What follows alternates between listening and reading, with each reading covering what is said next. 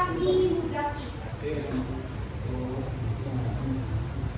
Andini Syafa'atul Najwa. Arjuna Wahyu.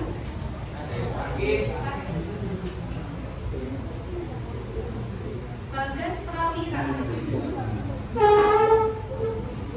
Bunga Fani Ratnanda. Ratu Sukmawati. Jana Rahmanovianti. Cipaleti Dia Ahmadi. Devina Bilbina. Dias Ilyasa. Diva Shifaul. Emira Naswa. Fahri Bagus. Esti Cantika. Taksida Rusma. Muhammad Yusuf. Mirza Fubair. Muhammad Rafiq. Muhammad Afiq. Muhammad Fadil. Nafisa Iza. Nanda Maula. Nur Aini Syahda. Nur Fikri Sabita. Titik Dwi Aryati. Sharon Davina. Syawadia Jabir. Tiara Zawatul Anissa.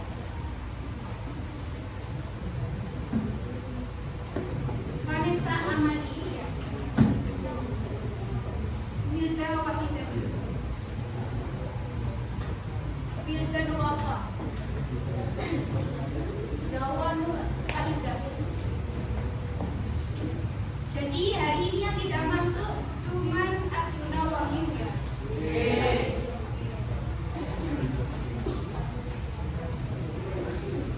Sebelum kita masuk ke materi pembelajaran, siapa yang masih ingat dengan apa yang kita pelajari pada pertemuan sebelumnya? Apa? Sejarah. Di sini saya akan sedikit mengulas mengenai sejarah lahirnya Daulah Utsmani. Nah, jadi Daulah Utsmani itu berasal dari salah satu suku di Turki Barat yang bernama suku Kai. Nah, saat itu suku Kai dipimpin oleh seorang yang bernama Sulaiman Shah. Sulaiman Shah memimpin suku Kai yang saat itu berada di Turkistan. Kemudian ternyata ada seorang pemimpin tentara Mongol yang bernama Genghis Khan. Genghis Khan ini melakukan agresi militer ke Turkistan yang saat itu didiami oleh suku Kai. Kemudian Sulaiman Shah merasa terancam karena agresi militer yang dilakukan oleh Genghis Khan.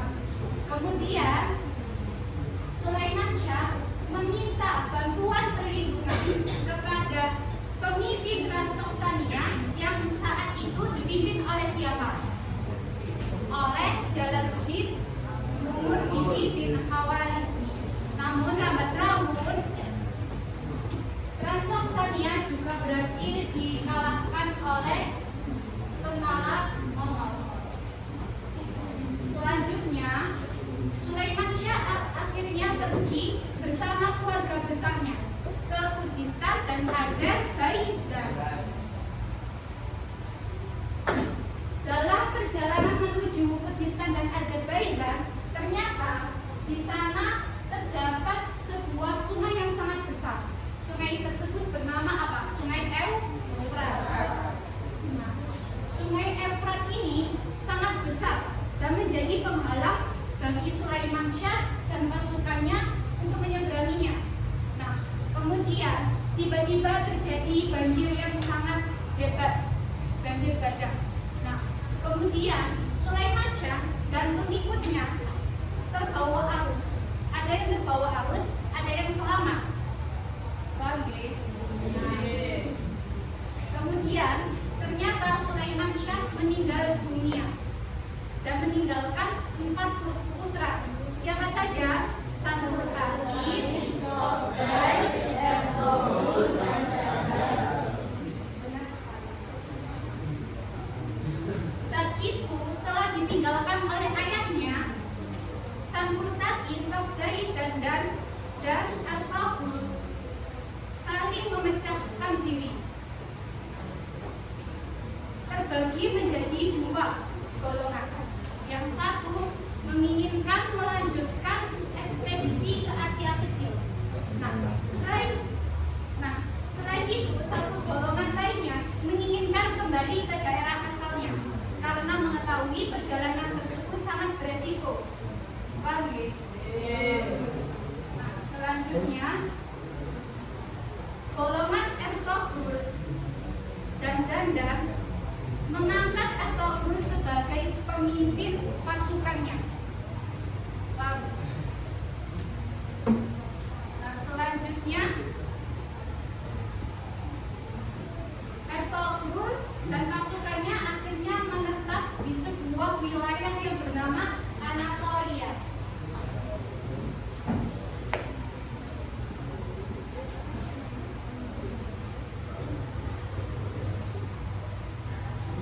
Saat itu terjadi sebuah pertempuran hebat antara siapa? Sultan Al-Adil dari Bani Saljuk dengan Kekaisaran Bizantium atau Romawi Timur. Melihat pertempuran tersebut, Ertogul membantu Sultan Al-Adil I untuk memenangkan pertempuran tersebut. Karena berkat bantuan tersebut, akhirnya Sultan Al-Adil I berhasil memenangkan pertempuran tersebut. Akhirnya Sultan Al-Adil I sangat berterima kasih dan memberikan sebuah wilayah yang terletak di pegunungan Armenia dan Laut Saputra yang terdapat di sepanjang Sungai Sakarya. Setelah itu, Ertogul ini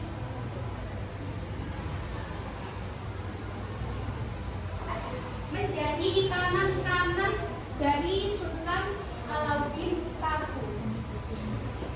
Kemudian Sultan Alauddin I meminta bantuan kepada Ertogul untuk menaklukkan dan menguasai wilayah Laut Hitam sampai ke Eskiseh dan juga ke Bursa. Selanjutnya akhirnya Ertogul ini berhasil menaklukkan wilayah tersebut. Akhirnya Sultan Alauddin I memberikan gelar kepada Ertogul. Gelar apa? Artinya apa?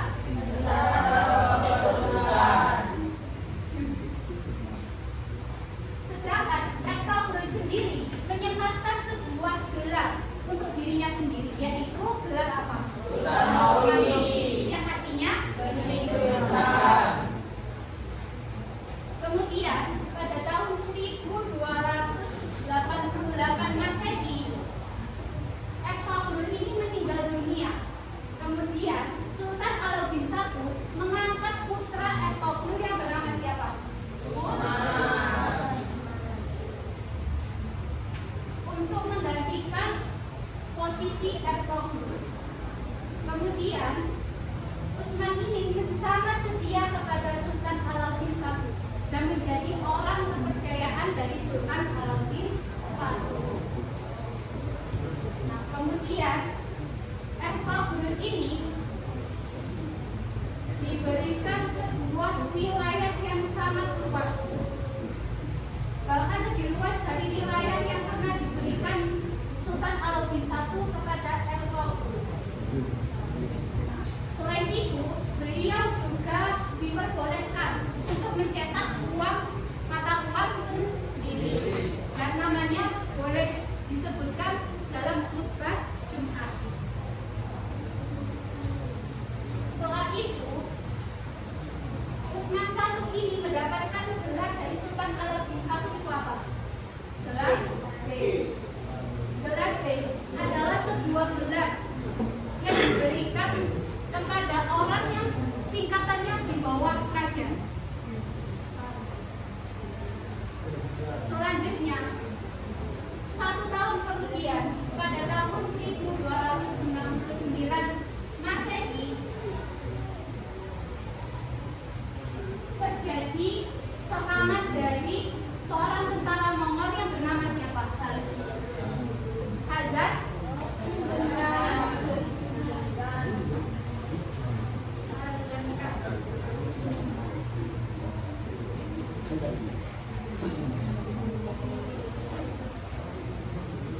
Kemudian pada tahun 1299 Masehi, Sultan Utsman I mendapatkan serangan dari Khazan Khan. Namun serangan tersebut dapat dipadamkan. Setelah itu, tak berapa lama dari peristiwa tersebut, ternyata Sultan Alauddin I meninggal dunia. Tapi beliau tidak memiliki satu orang pun putra yang pantas untuk menjadi penggantinya. Kemudian, kekosongan kekuasaan tersebut dimanfaatkan oleh Utsman. Kemudian, Utsman ini menyatakan diri sebagai apa? Khalifah al-Utsmaniyah. Ini artinya apa?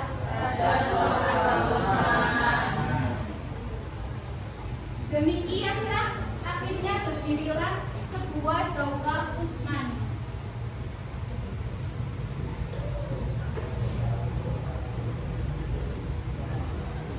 Nah, sekarang kita masuk ke materi inti, yaitu apa? Strategi dan kebijakan daulah Utsmani.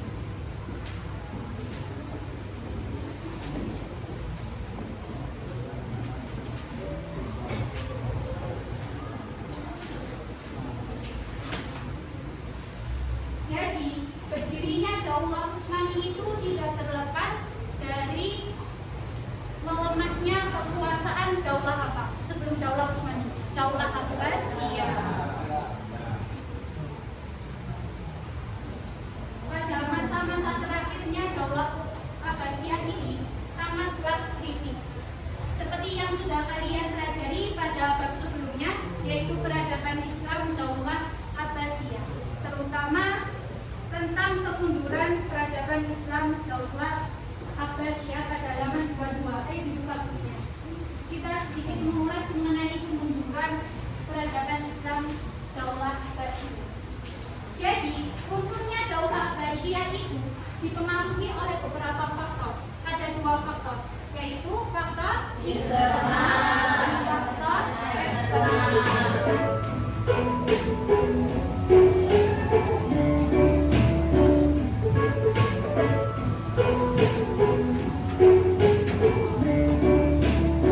Saatnya jam kedua dimulai.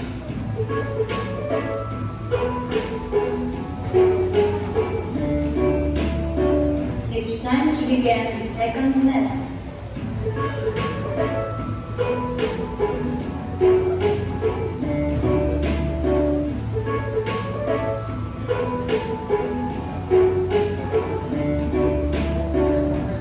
Faktor internalnya apa saja?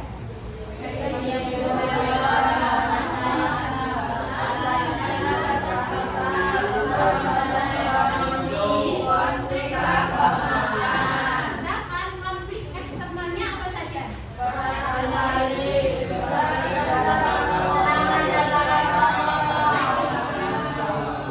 Jadi faktor eksternal yang mempengaruhi kemunduran daulah Utsmani yang paling berpengaruh terhadap runtuhnya daulah Utsmani adalah serangan dari tentara Mongol. Saat itu, pada tahun 1257 Masehi, seorang pemimpin tentara Mongol yang bernama siapa? Hulagu Han melakukan ekspansi wilayah ke daerah Baghdad. Pada tahun itu dilakukan mengirimkan sebuah ultimatum kepada khalifah terakhir Daulah Utsmani, Daulah Abbasiyah, yaitu khalifah siapa? Khalifah Al-Mu'tasim. Isi dari ultimatum tersebut meminta Khalifah Al-Mu'tasim untuk menyerahkan diri dan menghancurkan tembok kota Baghdad. Namun, ultimatum tersebut sama sekali tidak dihiraukan oleh Khalifah Al-Mu'tasim. Kemudian, 1 tahun kemudian, yaitu pada tahun 1258 Masehi, Tuhan beserta pasukannya menghancurkan tembok kota Baghdad. Dan kemudian mereka mengepung kota Baghdad. Saat itu, Khalifah Al-Mu'tasim yang merasa sudah terkepung dan tidak berdaya, akhirnya menyerahkan diri ke tempat pasukan tentara Mongol.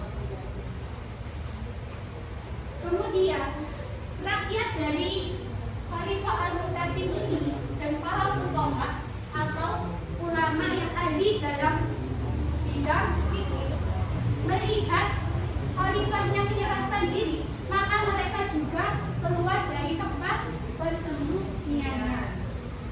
Akhirnya mereka dieksekusi selama 10 hari.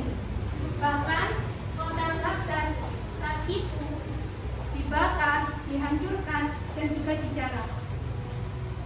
Kemudian pada masa itu perpustakaan yang menjadi pusat ilmu pengetahuan Daulah Abbasiyah juga dibakar, dihancurkan, dan dijarah. Banyak cerita yang menyebutkan bahwa buku-buku dan karya-karya ulama dan ilmuwan saat itu dibakar juga, dan ada juga yang dibuang ke Sungai Tigris.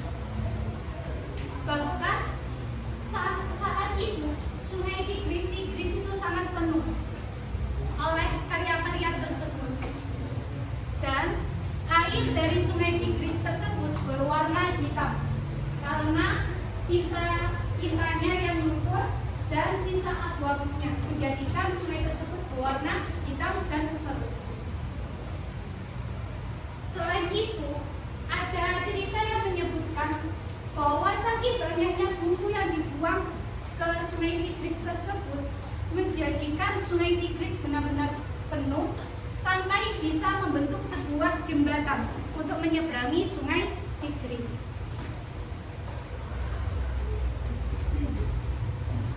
Dengan demikianlah berakhirnya Daulah Abbasiyah. Kemudian lahirlah dan berdirilah Daulah Utsmani ini. Jadi, lahirnya para penguasa hebat pada masa Daulah Utsmani ini menjadikan Daulah Utsmani sebagai penguasa dunia yang kembali mengangkat kejayaan Islam dan peradaban Islam.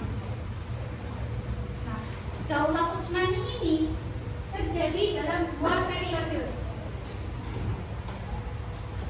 Terjadi selama 2 periode. Periode pertama ada 4 sultan yang terkenal yang memimpin, yaitu siapa saja? Ada Utsman, Orhan, dan Yazid. Sedangkan pada periode keduanya dipimpin oleh 6 sultan yang terkenal. Siapa saja? Muhammad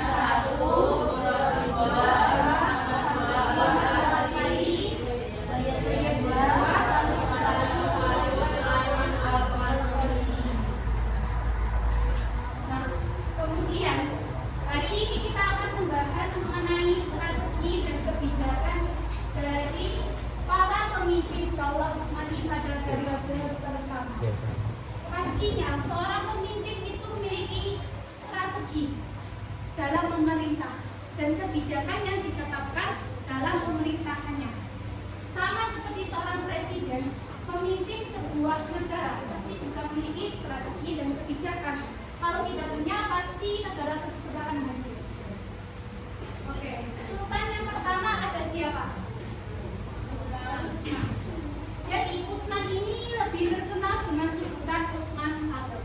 Beliau memimpin Daulah Utsmani dari tahun 699 Hijriah sampai 726 Hijriah atau 1299 Masehi sampai 1326 Masehi. Jadi memimpin kurang lebih selama 20 tahunan.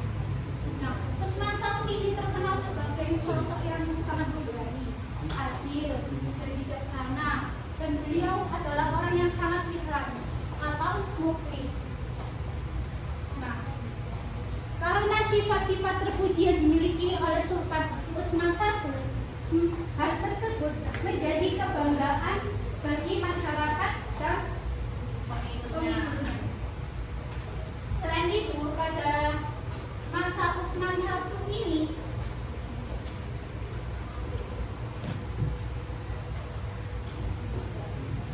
beliau ini mendirikan sebuah pasukan yang terdiri dari para pejuang yang berjuang dengan tulus, ikhlas, dan tanpa pamrih.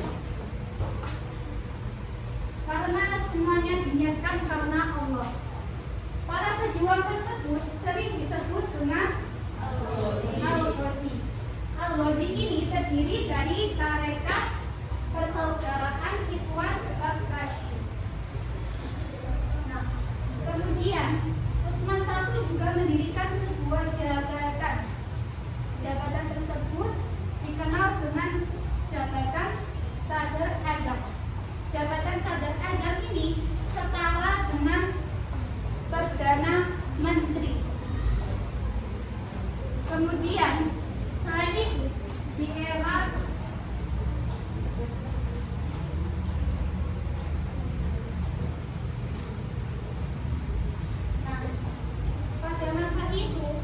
pada masa kepemimpinan Afgan, beliau juga berhasil menaklukkan dan menguasai wilayah Bursa yang saat itu terletak di tepi Laut Marmara.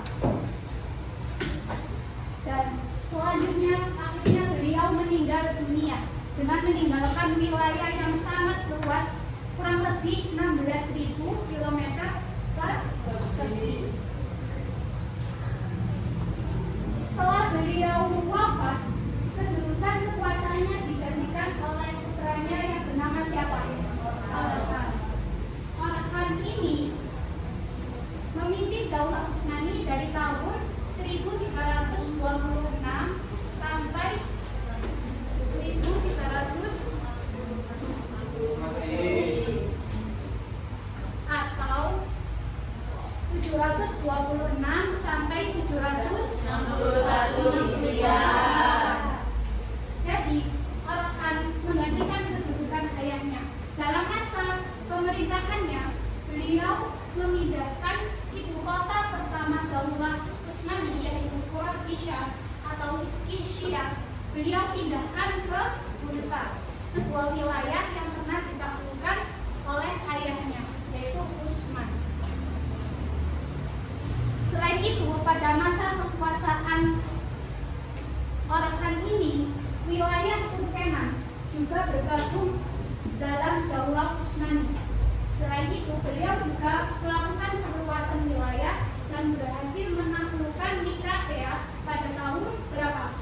1351 Masehi. Dan selanjutnya, beliau menaklukkan Nikomedia pada tahun 1337 Masehi.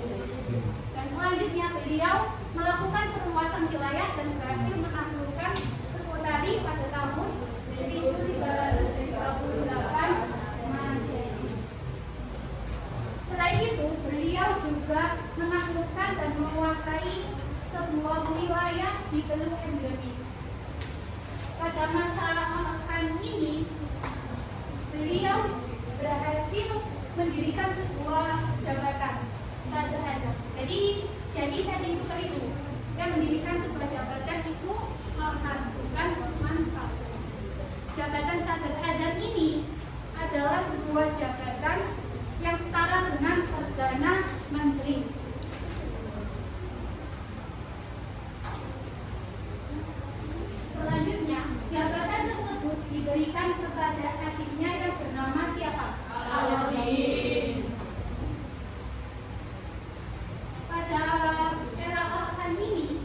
dibentuk sebuah tentara khusus yang beliau beri nama apa? Intisariya atau Sekali atau yang disebut dengan Yani dan Yani.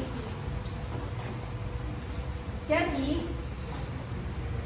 pada masa Ottoman ini bendera Turki berwarna merah dengan gambar bulan sabit di tengahnya, dan di bawah gambar bulan sabit terdapat gambar sebuah pedang yang beliau beri nama pedang Zulfikar.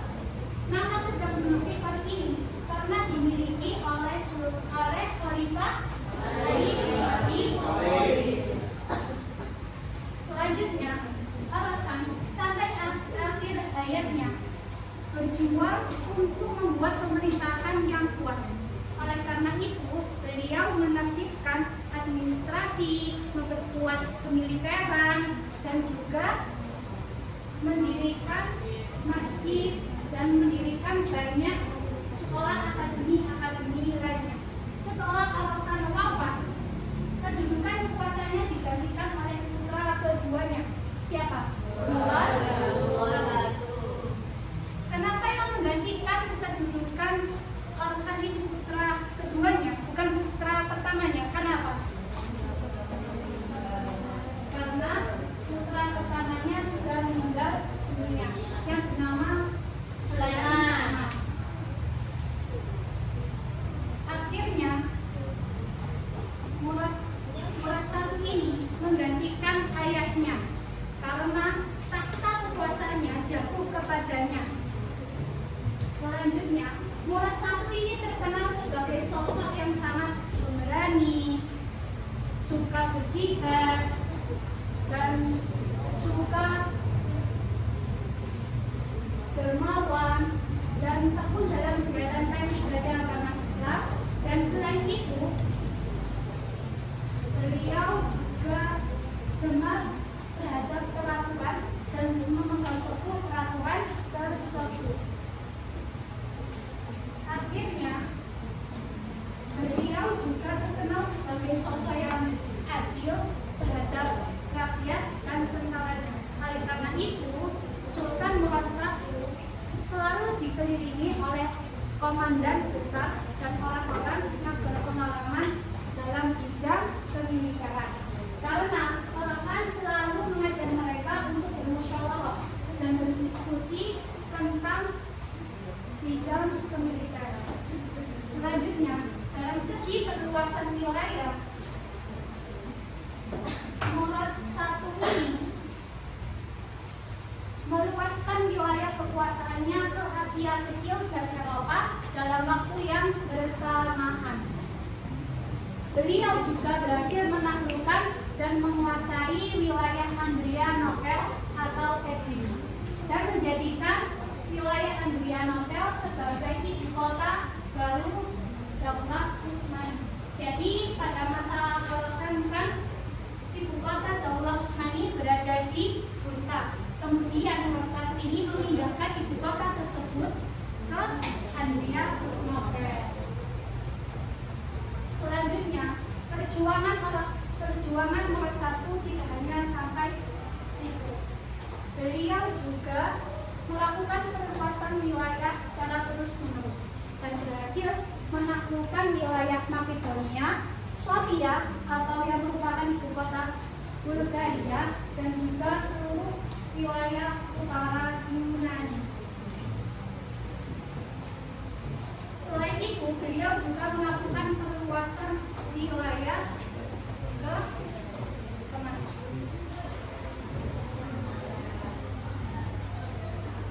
Beliau juga melakukan perluasan wilayah ke Serbia, Bulgaria, Sisman, dan Gaza.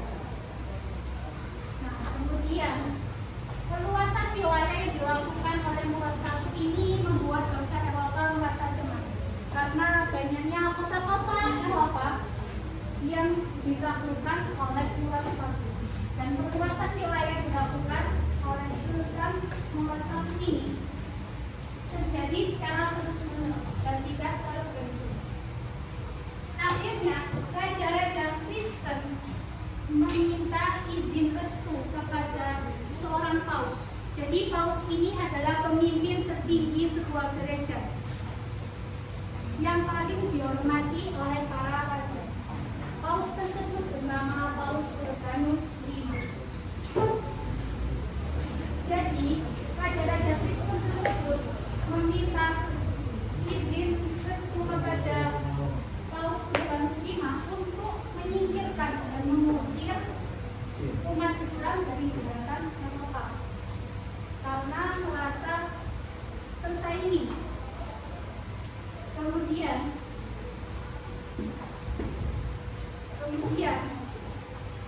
Murat I ini mendapatkan serangan pertama kalinya dari Raja Pulau V, yaitu pemimpin Serbia yang dibantu dengan Raja Bosnia.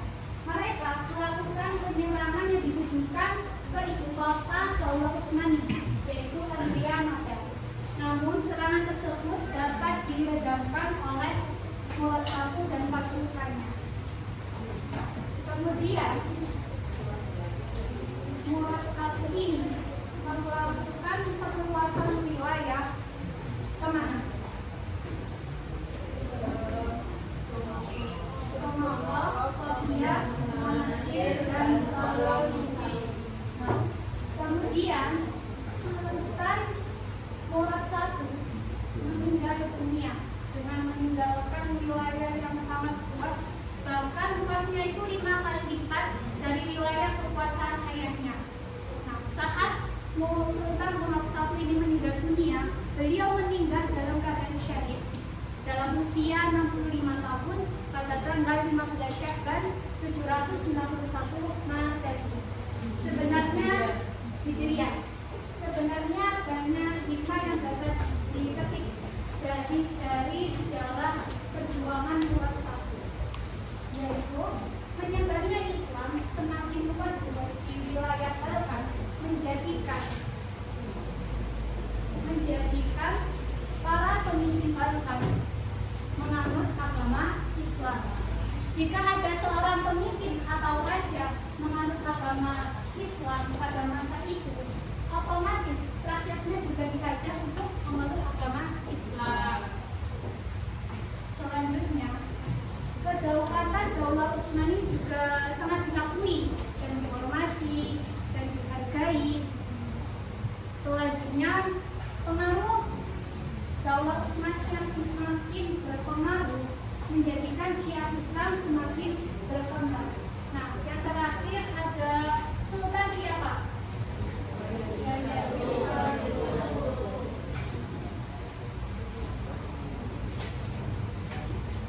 Setelah Murat I meninggal dunia, kedudukan kekuasaannya digantikan oleh putranya yang bernama siapa?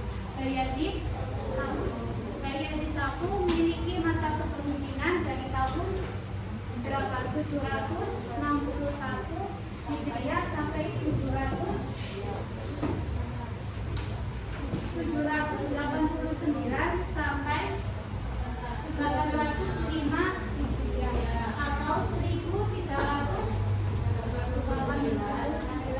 sampai 1142 Masehi. Jadi, Bayezid I ini menggantikan kedudukan kekuasaan ayahnya. Bayezid I ini terkenal sebagai sosok yang seperti apa? Berani, murah hati,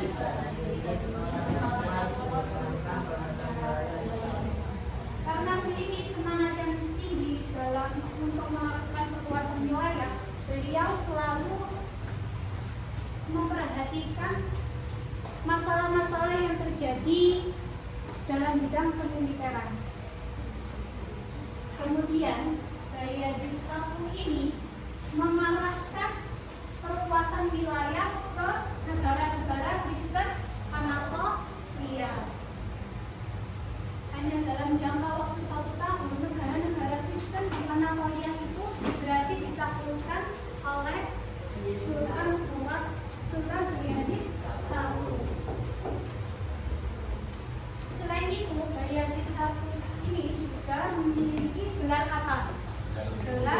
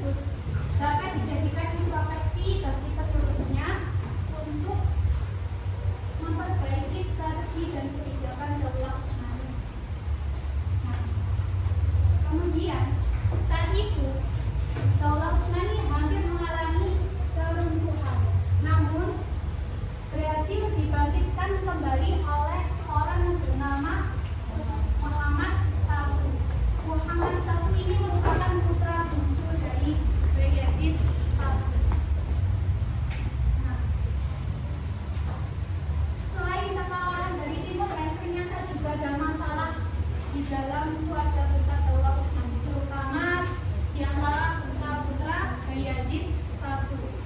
Namun karena kecerdikan yang tinggi yang dimiliki oleh Muhammad I ini berhasil mempersatukan putra-putra Bayazid I.